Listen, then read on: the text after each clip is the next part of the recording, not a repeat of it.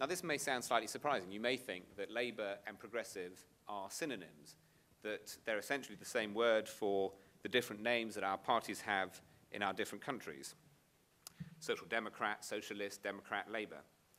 You may think it's just an accident of history that we ended up with these different names and that we need an international word for centre-left. So progressive would be that word. It would be the Esperanto for Social Democrat. But actually, those histories are not accidents. They are the traditions from which we get our energy. They are right for each of our countries because they grew out of our own very specific histories, just as Jenny was saying. Why, for example, in Britain's case, we never had a revolutionary working class, a fact that perplexed and frustrated Marx all of his life. Reality just wasn't conforming to his theory, and that's because, essentially, Britain wasn't Germany. Now, I've been to lots of progressive conferences, from Chile to New York, and I found them full of great people and great ideas. I'm proud to call myself a progressive. But I've actually also realized that I've always had a nagging doubt on that slight progressive world tour.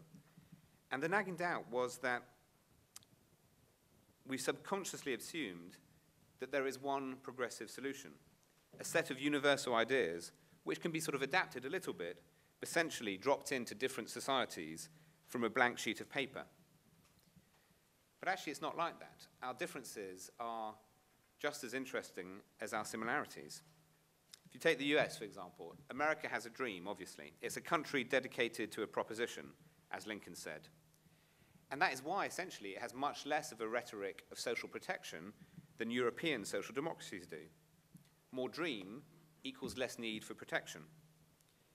And that's why each gain for the welfare state has had to be in the teeth of the dominant ideology, as Obama's struggles with healthcare reform, despite his landslide mandate, have shown. So part of my goal in distinguishing between Labour and progressive is to make a point about method. We have lots to learn from each other, but the point of international conferences and talking about our different traditions is to reflect a light on our own, rather than to take a sort of identikit solution and drop it into our country. The way to renew is to look again at our national tradition. It grew up in our country for a reason.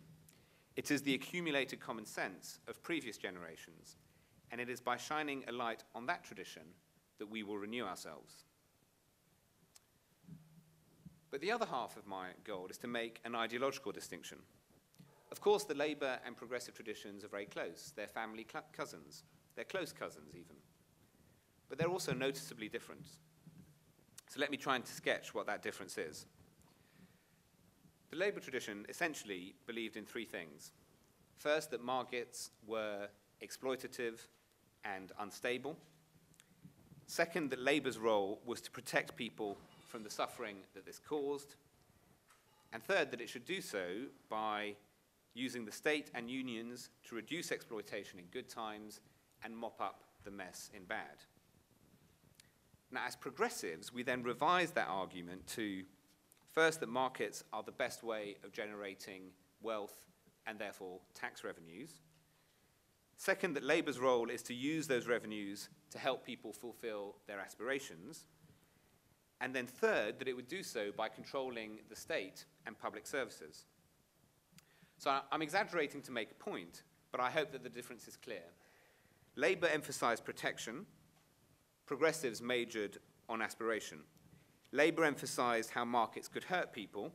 Progressives talked about how actually normally they worked. Labour wanted to reform markets. Progressives wanted to reform the state. And that's how I think we should explain the progressive paradox. We had said to our voters that markets worked. So when a huge crash in financial markets occurred, we had no way of explaining to them what had just happened.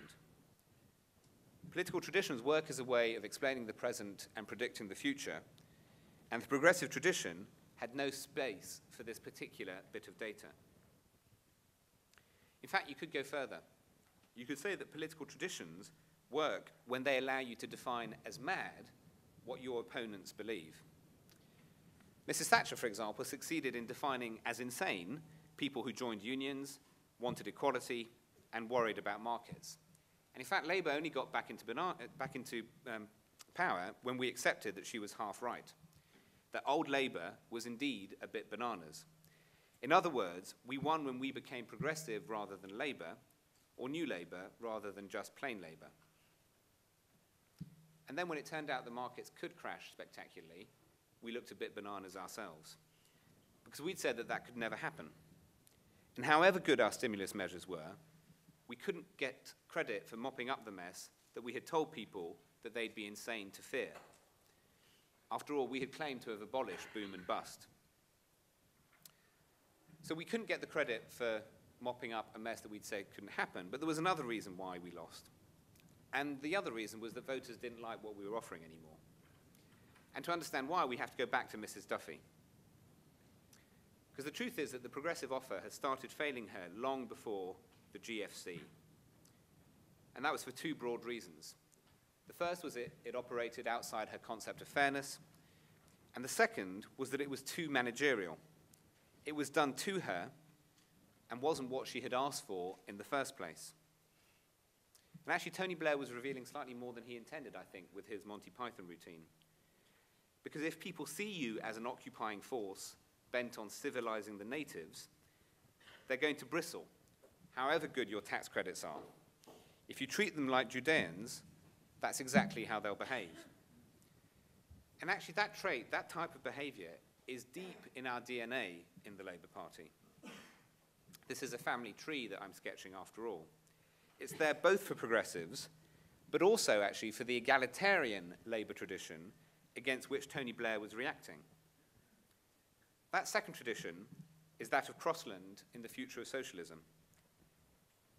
Both the Blairite tradition and the Crossland tradition essentially define a goal, an exogenous outside goal, and then talk about how you can redistribute money to achieve it. In Crossland's case, that standard was equality. And that was a modernizing move at its time. Crossland was essentially reacting against the Labour Party's view of public ownership and saying that the Labour Party should accept the market's work, but then use that money to create a more equal society. And actually, New Labour structurally was pretty similar, although at the time it was seen as a big departure. For New Labour, the standard was a combination of economic growth with redistribution to the poorest.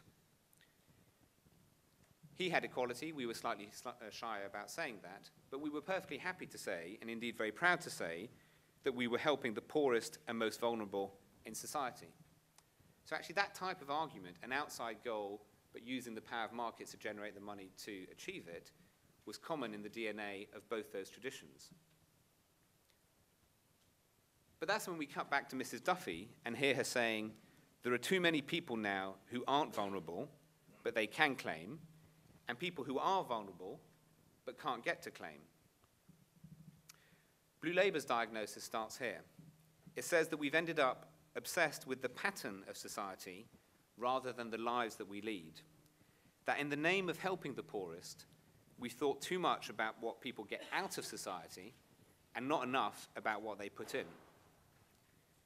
Blue Labour argues that we should reach back to an older tradition, before Crossland, before Blair, and that we should excavate Richard Tawney, the great reformer and essayist who wrote in 1932 that Labour's creed, and this is now him, is not transcendental doctrines nor rigid formulae, but a common view of the life proper to human beings and of the steps required at any moment more nearly to attain it. For me, like a Zen koan, that is one of those simple phrases that grows richer every time you pay it attention.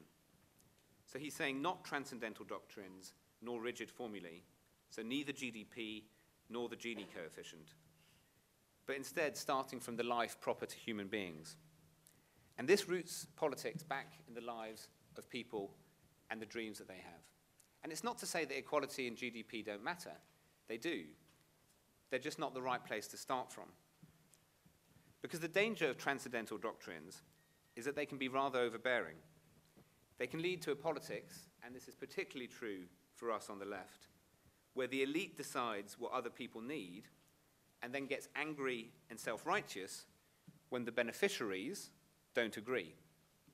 Hence the Romans, hence the Judeans, and hence Mrs. Duffy. Blue Labour instead starts from the things that do matter, responsibility, love, loyalty, friendship, action, and victory. Values that, as David Miliband said in his Keir Hardie lecture, used to be engraved upon Labour's heart. Now, to some of you, that may sound charming but apolitical. Of course, we all want friends and families, but what has the state got to do with that? What has social democracy got to do with that? But actually, I think what the Labour tradition teaches us is that it's much harder to be with your friends or to see your family if you've got an exploitative employer or if you're at the mercy of an unstable market.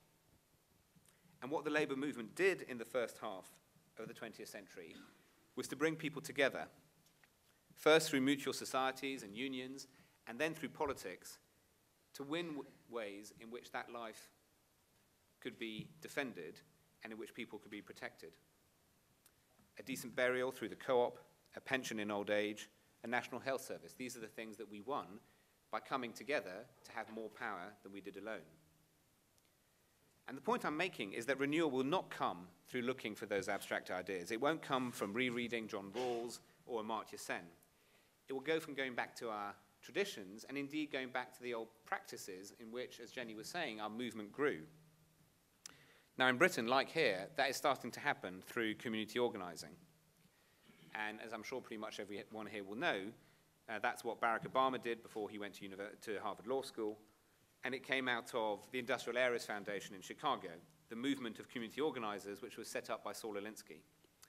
And indeed, Alinsky's Rules for Radicals is pretty much now the Bible of the next generation of Labour politicians back in the UK. As Jenny mentioned, we've just set up an initiative called Movement for Change, which is trying to bring that craft of community organising back into the Labour Party. It's similar to the Community Action Project, which I think you've got here. Because actually Labour had become rather good at campaigning techniques. We've become pretty good at voter ID, at direct mail, at social networking. But in a way, that very success had actually contributed to the Mrs. Duffy problem, because all of those techniques can be very impersonal. They're not about building a relationship. They're not about the kind of thing that Obama did in the run-up to his election. They're very much about telling voters what we've done for them. They're about maximizing turnout rather than mobilizing for power.